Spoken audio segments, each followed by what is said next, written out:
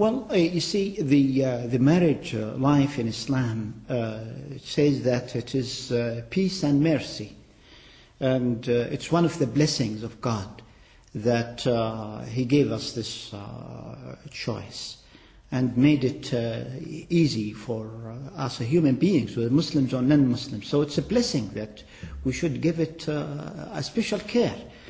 Therefore, a man is responsible in the family, responsible in every aspect.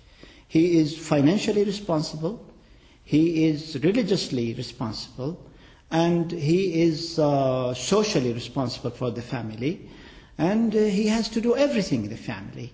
He has to pay for this, and he has to pay for his wife, for his children, and the whole, I would say, most of the burden in the public life lie on the man, on the husband. While the woman, even if she is very wealthy, she doesn't have to pay for the family. She doesn't have to feed. Even if the husband is poor and she is wealthy, she doesn't have to. He is the one who should take care of this. Therefore, there is a responsibility in this, and responsibility means that he has to have a role in this. Otherwise, if we do not specify roles, who is going to do it? If if we say that, well, they can do it both or so, we all the time know that administration does not go either in the family or in a company, or there should be a boss somewhere.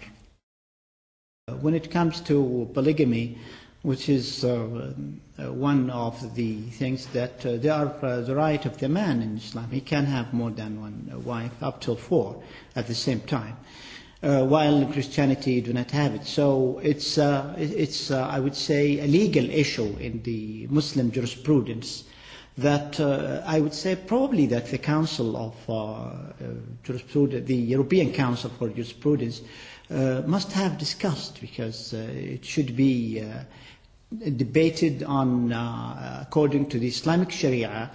Because if you want to discuss the situation of Islamic law in a non-Islamic country, it is different from Islamic law in an Islamic country.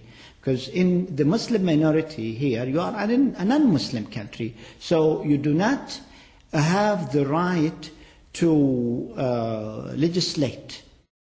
But I think from the social point of view, that it is very important for the Muslims on one side and the Western on the other side to understand it. For instance, when we were in America, it was a problem. Polygamy was a problem for two groups, for Muslims and for the Mormons.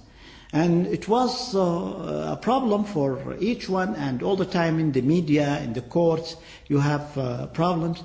And the main problems, according to my experience in America, that in the aftermath you find, suppose that divorce took place for of a wife who has children and who is a second or third or fourth wife.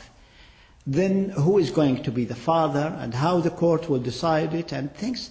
The children by that time will be the loser, the male losers. So I think Muslims should think of this before going into the polygamy in non-Muslim countries, because it is it might be a destruction for and a ruin for their families, their children, and their offsprings.